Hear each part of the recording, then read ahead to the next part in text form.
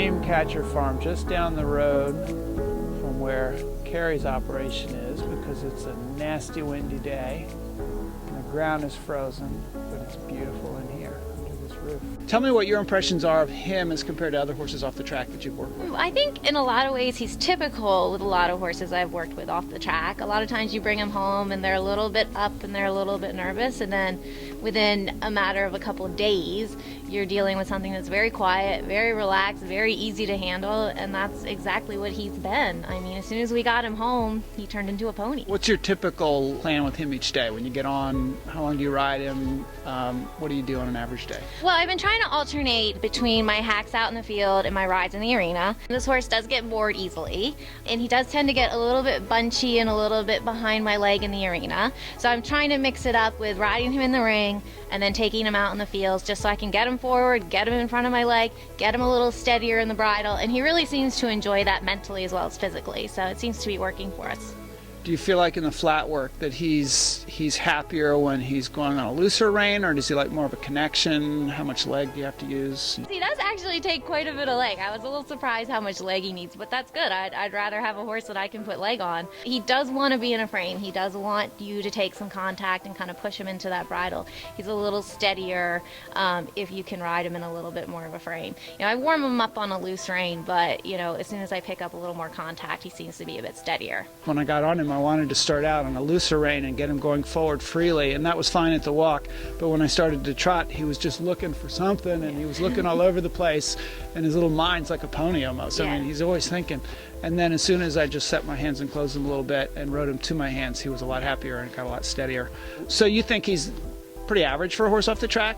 I think what I like about him the most is that I think he's very athletic. I think he is athletic enough that a professional would be interested in this type of horse, but I also think he's going to be quiet enough that an amateur could ride him, and I think that's a really great combination to have. I think that makes the horse really saleable and really accessible to a lot of different people. If this horse had come from an amateur, or had gone to an amateur, I should say, or somebody whose riding skills were not as tactful as yours, not as balanced as you, not as much experience as you, what kinds of issues do you think they'd be having at this stage at about 3 weeks? I think he would definitely be a lot fussier in the bridle. Like right now, even at the canter and the transitions, I'm still kind of working through that. Like when he throws his head at the canter, I'm careful not to pull back, just keep my leg on him, not get flustered about it, keep going forward. I could see that the more novice rider, making them kind of want to take back and kind of reel him in every time he did that, and I think that would just kind of make that problem a lot worse. Yeah, I think we're seeing that with all the horses, that they're progressing really quite fast in 3 weeks, and some people are probably questioning why the trainers are riding them in a round frame and doing such serious flat work at this point. And I think a lot of it is because they're good riders and they can feel what the horse needs and help them find their rhythm and their balance by putting the aids on and being balanced. Which doesn't mean, I guess, another trainer would take this horse more slowly then. Maybe they would be doing what? Hacking every day? Yeah. You definitely, with this challenge, we have to find the balance between, you know, we only have 5 weeks, so we want to show something that we have accomplished something in 5 weeks. But you still have to balance that with what's right for the horse. So I think it's a little bit of a, you know, you have to find that balance, and I think everyone's doing a really good job of it. No one is, I think, unnecessarily pushing the horse past where they're comfortable for the sake of the challenge. I noticed that when you jumped him, you started right out cantering to a jump. And normally, I think of, in the beginning, with a very green horse trotting up to an X and trotting and going very slowly. When I got on him, I think I had a hint as to why you did it that way, but could you tell us why? Well, he's got a really balanced canter. Even when I rode him at the expo, as soon as I started cantering, I was like, oh, this horse is going to be a good jumper. I mean, they say, you know, good canter, good jumpers. But he's got a great balanced canter, and he's actually pretty easy to see a distance on, as green as he is. So he feels a lot more confident when I canter them. So, you know, he's happier at the canter, so I'm going to do what he feels more comfortable with. And if that's the canter, then that's what it is. I felt the same way. I felt like if I trotted him up to a jump, I would be pushing and pushing, and then he found his canter and it just carried itself, and you felt like, and it's unusual to feel on a horse that is that green, that you can canter to a jump at that stage, but that seemed to be the way he goes. In general, do you feel that there's much difference in the speed of progress or the training between a horse that you have for 5 weeks that was green broke professionally, or that was brought to you for training by somebody who had some problems with her riding and the horse had gotten bad habits, versus a horse that raced? I think it's always easier to get something that's off the track as opposed to something that's been maybe started incorrectly and has bad habits, because then you kind of have to take a step back and reteach them. With horses coming off the track, you're kind of, everything's new. You know, you're starting fresh. So I actually think it's easier, so in a lot of ways. What about compared to a 3 or 4 year old that somebody did 6 weeks of training to break and then they send you for the next step? And usually those horses don't know how to go forward. I think what's so great about the horses off the track is they know how to go forward. I mean, people think, oh, it's a horse, they naturally want to go, you know, forward. They don't. You have to teach them to go forward. And when they're off the track, they already know that. So it's kind of takes a bit of your training's already done for you. So you can kind of just jump right in there, get down to the details. Hear, hear. Those are the answers we wanted to hear.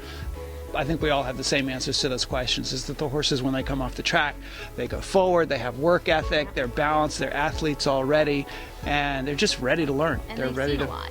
And they've seen a lot. They're not, I mean, people think they're spooky because they've been at the track. I find the opposite. I think they're a lot more relaxed when you take them to new atmospheres. I mean, it's 20 some degrees, he's in a new indoor, it's windy, and he could have cared less coming in here. So If you were to have to price this horse for sale after 5 weeks of training, what would you say in the market he might be worth? I think in the market, before you get him to any shows, I would say probably in the $4,000 to $5,000 price range. And I think once you take them to some showing, I think their price skyrockets after that.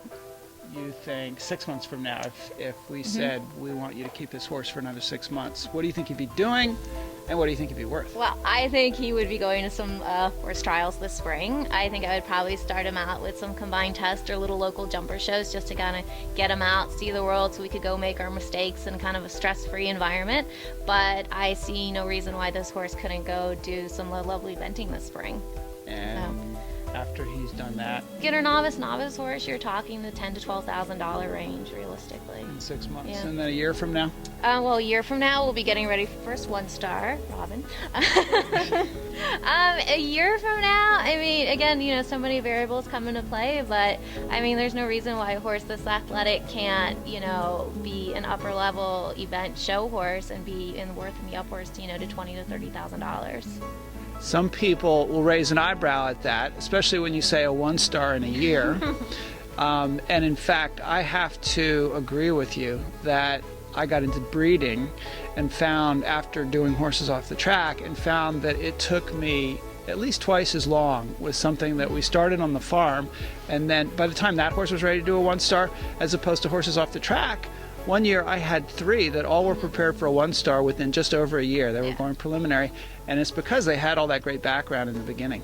I mean, I think anybody who got this horse for $5,000 now would be getting a steal, because you know what this horse is going to be able to do. It's partly what he is as a prospect. And if I had bred this horse and I was presenting him for somebody with those skills, I would probably have him priced at $15,000 or $20,000. It's just a shame to me that because it was a racehorse, people automatically think you start at zero. When actually they have real value right off the track. And hopefully we'll change that as the demand increases. Yeah, I think those horses quite an athlete, so I'm really excited for him. So, and wherever he goes, I hope to follow him in his progress. All righty. Well, we'll see you in Pennsylvania. All right. You have a week and a half. I know.